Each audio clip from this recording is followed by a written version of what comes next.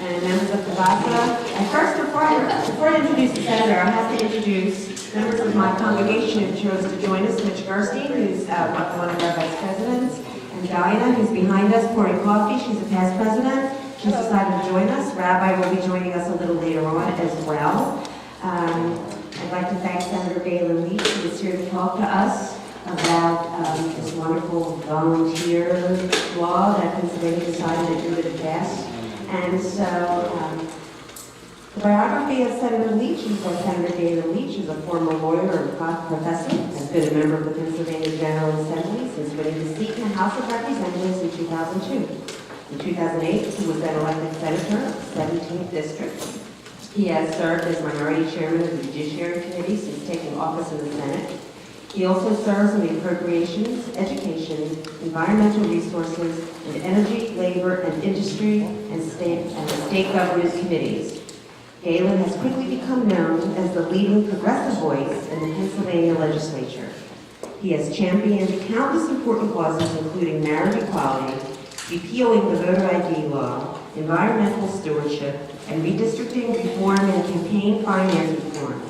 In recent years, he has been proud to receive Legislative Achievement Awards from environmental, educational, and animal rights, and human rights organizations. Man, just doesn't work at all, does he?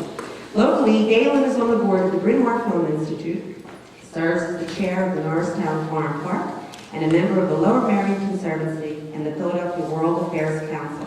He's married to Jennifer Ann Mira, a psychologist with whom he has 2 children, Brennan and Justin. And for our purposes, not on his biography, Senator Leach is a member of Missy's congregation, and Senator Leach's predecessor was a member of my congregation. So, Senator Leach, we welcome you. We are videoing everyone, so if you have questions, I will bring the mic around to you, and take it away, Senator. Thank you, and thank you all for being here. I was saying to your vice president earlier, I've been here on many occasions, mostly bar mitzvahs, but not exclusively, and it's good to be back. Just generally speaking, what I really enjoy doing is mostly just answering questions and talking about issues, and so I have ADD.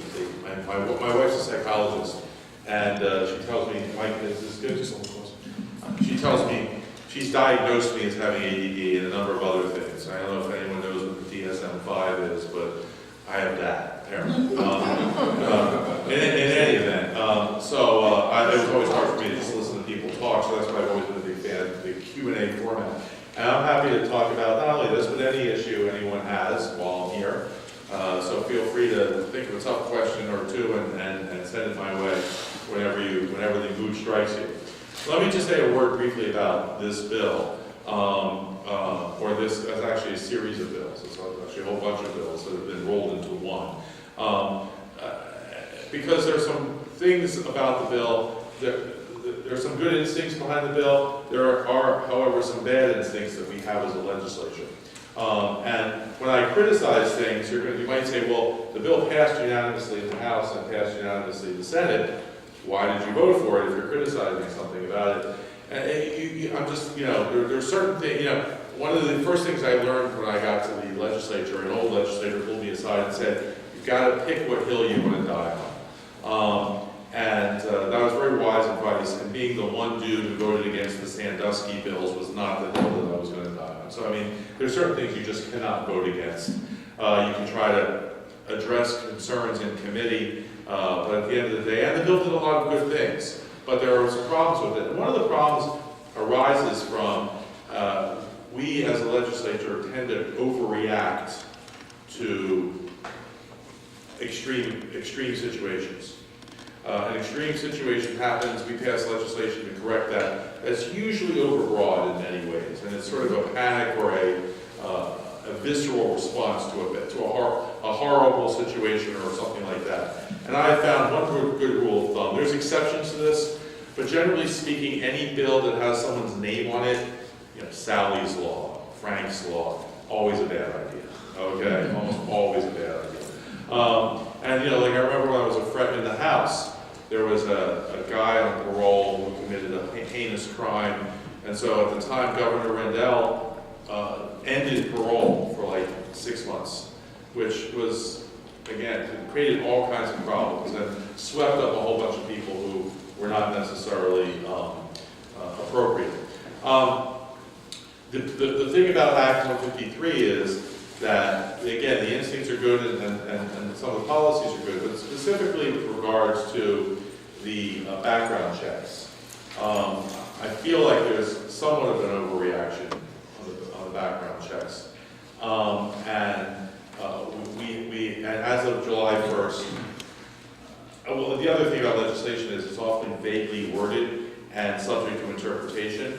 And in a situation like this, when you're dealing with abuse of children, the interpretation tends to be very aggressive.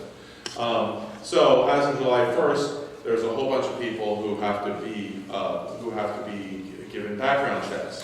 Now, these background checks are not draconian, but they are inconvenient. They cost money, up to probably about $47.50 for the background checks, depending on whether it's an FBI check or not. What they will do is they will discourage, in some cases, volunteers, because volunteers have to get checked. And the case or the story in the Inquirer about a woman who was worried about dropping off cupcakes for kids. Now, if you read the language of legislation, probably not. It requires some pervasive contact or sustained, at least, contact with children. That is not someone dropping off cupcakes. But, if I'm the attorney for the school district or whatever, I'm just like, just get the check. That's why, why risk it? Why risk some judge interprets it differently? And so we have a situation where people have to get these checks, it's hard enough to get volunteers and so forth. The district attorney in Bucks County said, well, this is not about the convenience of adults, it's about protection of children.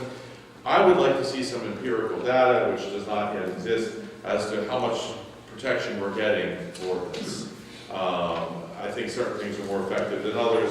We're just going to go through a couple things that you may or may not already know. Among the things Act 153 did was amended the definition of child abuse and perpetrator, streamlined the reporting process, required more people to report, increased the failure to report suspected child abuse, promoted coordination in investigating child abuse, and things like that. Now, who needs to get abuse clearances? This is what the Act says. The Act says employees having contact with children. What does that mean? What does contact with children mean? And so that's something we have to think about. Foster and adoptive parents, that's probably a good thing. School employees governed by the public school code. School employees not governed by the public school code. I think they could have just said school employees. But, and volunteers. So those are the people. Volunteers need several levels of clearances. You must get a Pennsylvania criminal history report, Department of Human Services child abuse clearance, and you may need an FBI fingerprint based on base criminal history clearance. You don't need the FBI if you've lived in Pennsylvania for 10 years consecutively, if your position is unpaid, and then you sign a required disclosure statement. Now, there's some efforts to amend this law, given some of the concerns raised by people who are on the front lines of this. There's a bill by Representative Davis, which would waive these fees for voluntary firefighters and EMS personnel. There's a bill by Representative Truitt to waive fees for all volunteers. I actually think waiving the fees for the volunteers is a really good idea because, we need volunteers, we rely on volunteers, and so forth. So hopefully those bills will pass, or non-companion Senate bills get.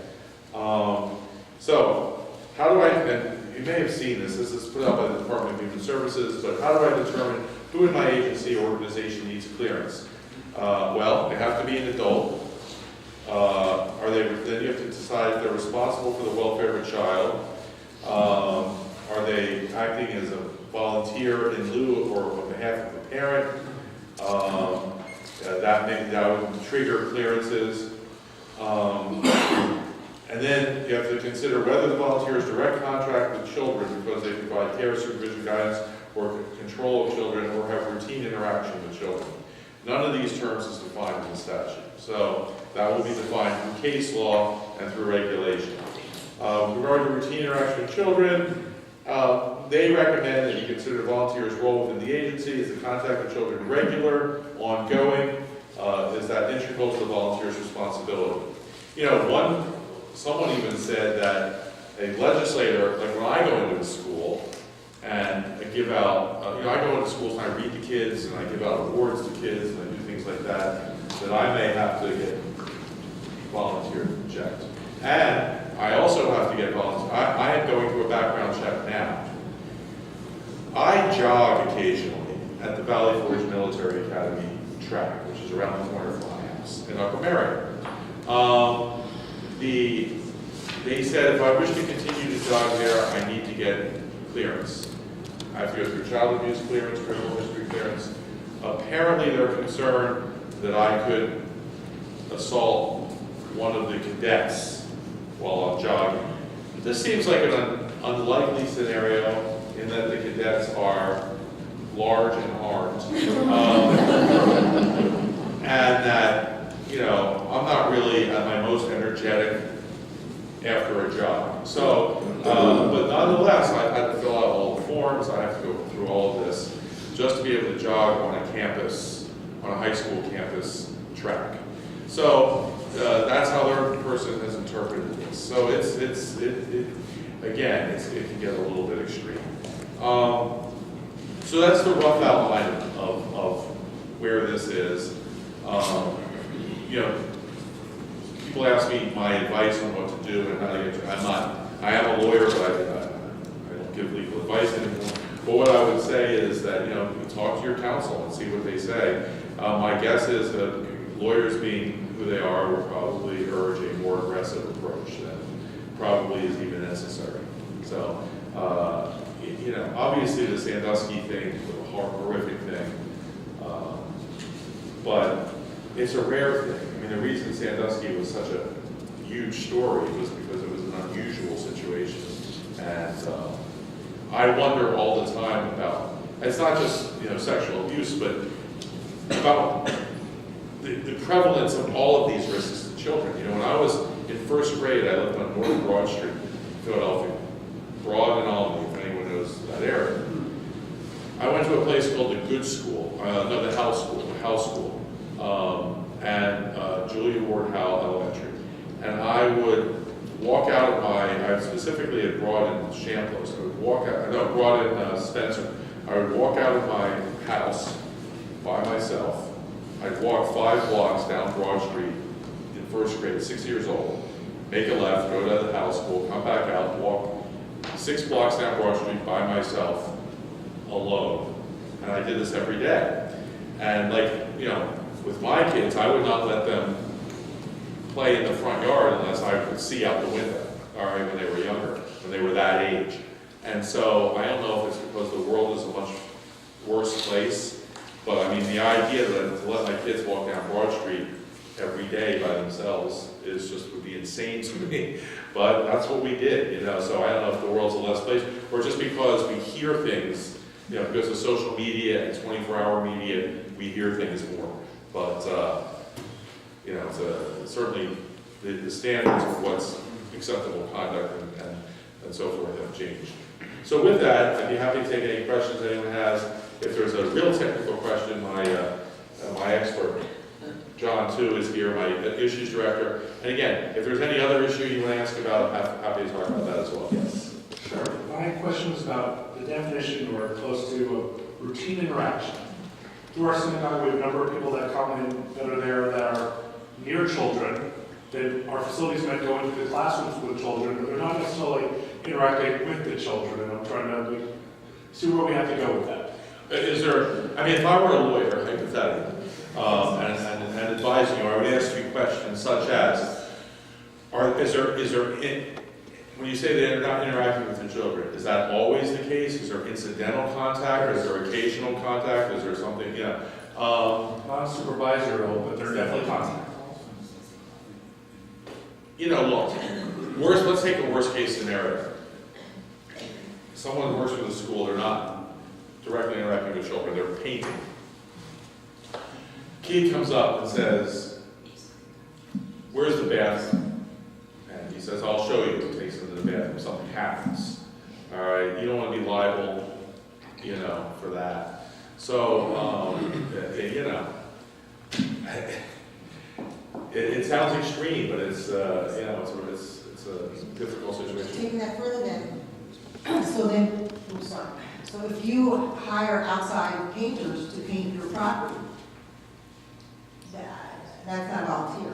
That's not And volunteer. that's not even an employee, that's a subcontractor. So Which should bond it, right? You would have, Their insurance. their insurance on that, correct? Well, it's not about insurance. It's not about insurance, but it's about, you know, look, you probably, and the insurance issues are different, but in terms of compliance with the statute, you're probably in compliance with the statute if you don't get your painter's background check.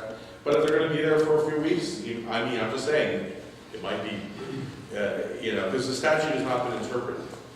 And we've seen, you know, as someone who litigated for 17 years before I became a legislator, you know, I've seen the courts go pretty far afield in terms of interpreting statutes. And so that's what the concern is now. That's why the efforts are in place to sort of try to modify the sort of more easily overly interpreted parts of the statute. So, if, Wait, pardon. I can be real loud.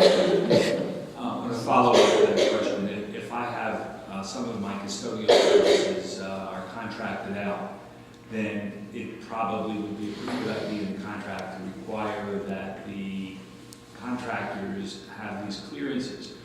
Then the dilemma may be sometimes they rotate different people through. So if they're cleaning like between midnight and 8 a.m., that's easy. But if they're cleaning during the day, it sounds like we're going to need to have new requirements in our contract. You could, I mean, I'm not saying you do, but I'm saying you could. And let me look at, for example, I don't have any lawyers here? Okay. So you, tell me if I'm wrong, but one of the things I've done, well, one of the things I've seen courts do, for example, is if there's an ambiguity in the statute, they'll look at, well, what's the underlying intent of the statute? The underlying intent is to protect children from predators. I can see a judge saying that. And so, when in doubt, check people. I can see a court saying that. And then in a specific situation. And then, of course, it's always harder if you're in court because something bad has happened. Okay? Because then you can't say, well, that would never happen, because it did. You know? I have a follow-up question, and this would relate to either religious schools or preschools, where you might have a situation where there's a classroom mother who may come in periodically. Maybe in some programs they may have a different classroom mom each day or week to provide assistance. The question is, if the teacher who has clearances is always the person who is the custodian of the children, and the volunteer classroom mom is not the custodian, does not go to the bathroom with the children, is always in the presence of the teacher, would that person need to have clearances? I could understand if they would be alone with children, that there would be some questionable circumstances that would arise.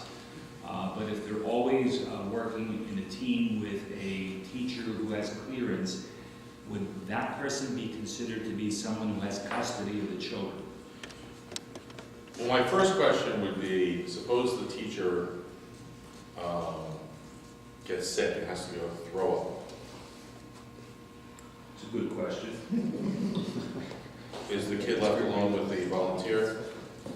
It would, in my situation, we're not doing that, but either the teacher might be leaving the room.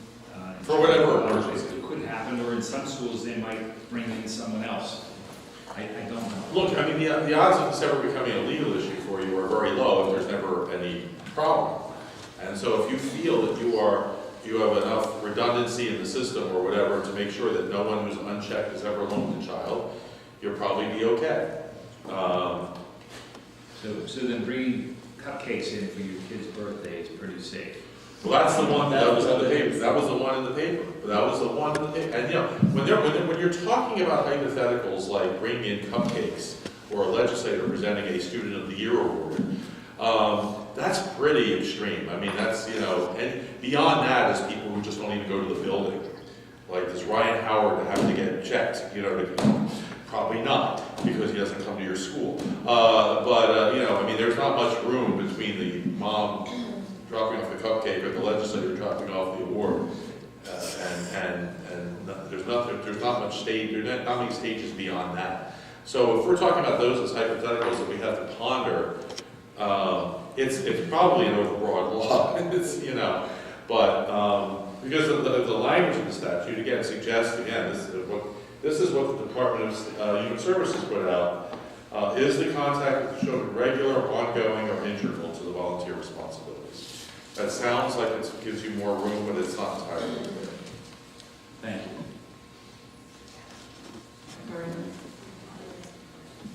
My question also has to do with volunteers. Almost every weekend, most of us end up with hordes of 13-year-olds in services where an usher is charged with maintaining order and supervising the behavior of those children. And the ushers are volunteers. What would be your words of wisdom? Well, my words of wisdom are pretty much the same. Volunteers, if they meet this criteria, should be checked.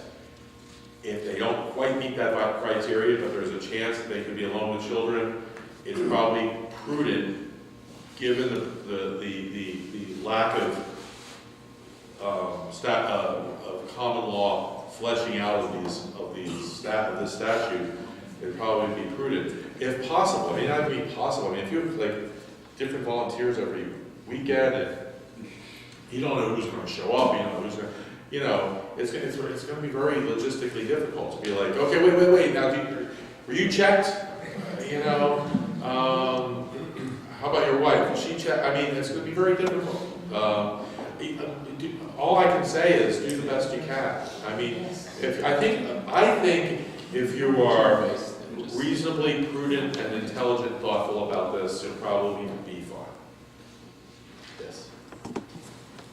By the way, I went to Adam Cheshire as a kid. Really? So I was in second grade. Rosenberg. It was not. This was 1966. I know. I had lunch That's with right, him. Rosenberg. I had lunch with him recently, and I was, you know. No, it's Rosenblum, it's the new. Rosenblum, yeah, okay, it was a Rosenthal, but.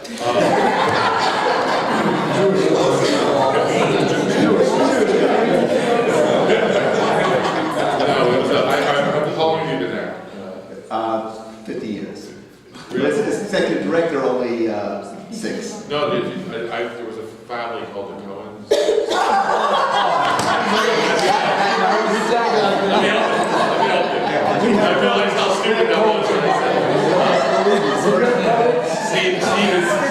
said Steve and Gloria Cohen. Yes. I lived with them.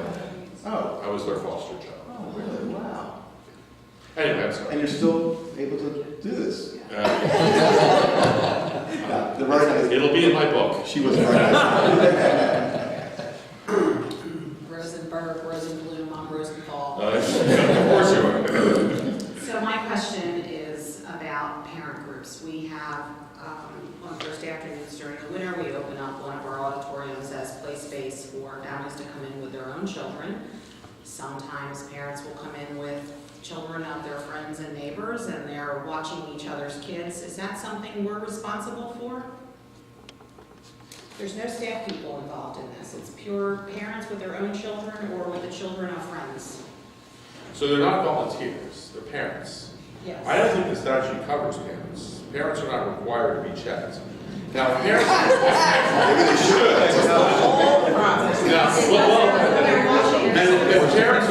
And if parents are not required to be checked for their own children, I wouldn't imagine, even with a broad interpretation, they'd be required to be checked for their classmates' children. You know what I'm saying? That may be one of the loopholes we just can't fill. So then how does that differ then from A volunteer. going on a field trip and one parent drives and takes other kids in their car? You know, they're in direct contact and they're supervising those kids and they are volunteering, but they're acting as parents.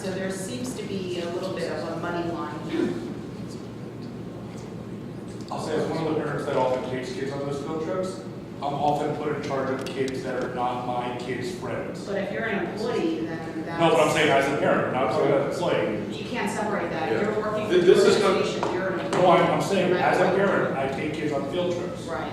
I'm not as an employee, and I'm watching the kids that the teachers put in front of me, not my kid necessarily and their particular friends that were designated to me by their Or parents. let's say you are an employee, let's say you're a cantor, but you also have 2 kids in Hebrew school. This doesn't say employees unless they're parents. It doesn't say parents as a category, but you may fit into one category and not another, you know what I'm saying? So, and these are all things that are gonna have to be litigated, because if I was a lawyer for the other side, I would say, look, it's a parent. This is their synagogue. They're allowed to go into the synagogue they belong to with their child. If another child happens to run by, that's not, you know, something, that can't be what the statute contemplated.